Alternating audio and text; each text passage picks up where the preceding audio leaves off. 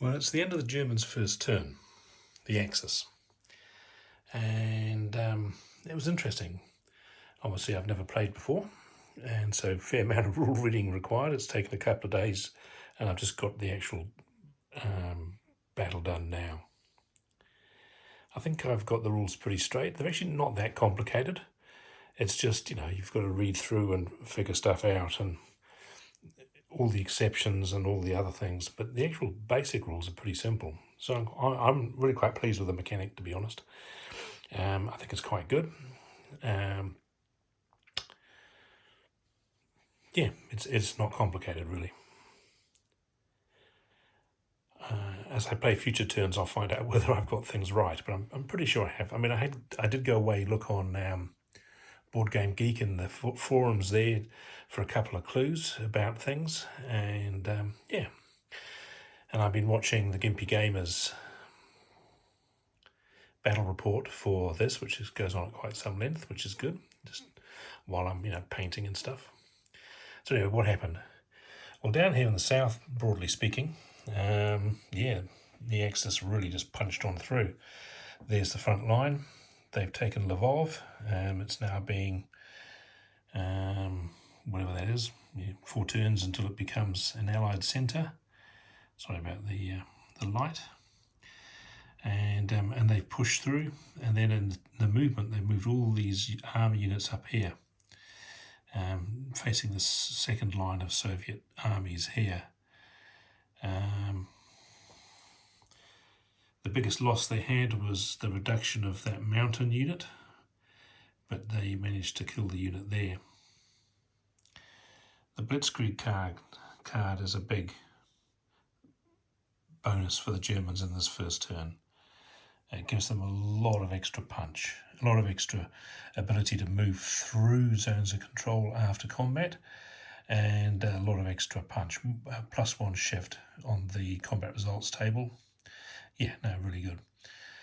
The one little rule that I played, and I had to go look up, was it says in sneak attack, which is what Blitzkrieg is, you also, if you're within HQ supply distance, you also get a white lightning, and it doesn't say what that means.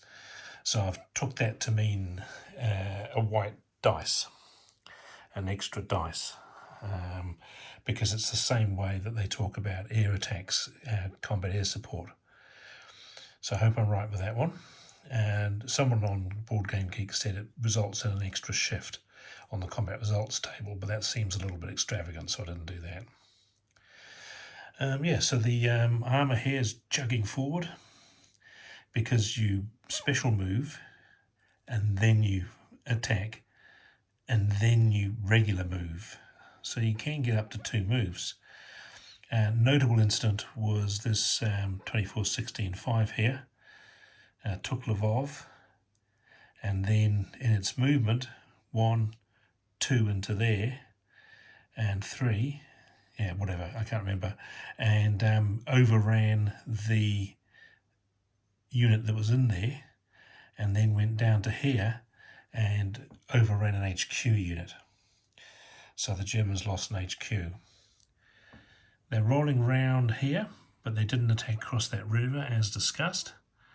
And further up here, quite some breakthroughs in this area, just slowly pushing across and trying to, get into better attacking positions. And up here, they've broken across, eliminated the unit in here, eliminated the unit here, and are now off round, trying to position themselves to get past these guys. Now, one thing that I found quite interesting was that these unknowns, once you actually attack them and you turn them up to see what they've got, there's quite a bit of variation, and so it's quite interesting. But the other thing is that they're just 1-step units. So when they've got the question mark, they turn up the other way to expose their true value, and then if they have to retreat or lose a step, bang, they're gone. So they're actually not very resilient. So I'll show you the dead pull, but basically the Germans are advancing quite nicely here. They're pushing there and are starting to advance up in the north. The Blitzkrieg card only lasts this one turn, so it's going to be interesting to see what difference it makes without it. And finally, the Soviet casualties for this turn, it's these guys here, which is quite a lot. But again, the ones with the bands on, they're quite weak. And if they have to retreat through a zone of control, they're gone. Yeah, because one thing I checked was if you have to retreat and there's a friendly unit inside the enemy's zone of control, can you just retreat through the enemy, through the friendly unit? And the answer is no. A friendly unit in an enemy zone of control does not negate the zone of control in terms of retreating. It only negates it in the instance of communication lock, LOC, line of communication.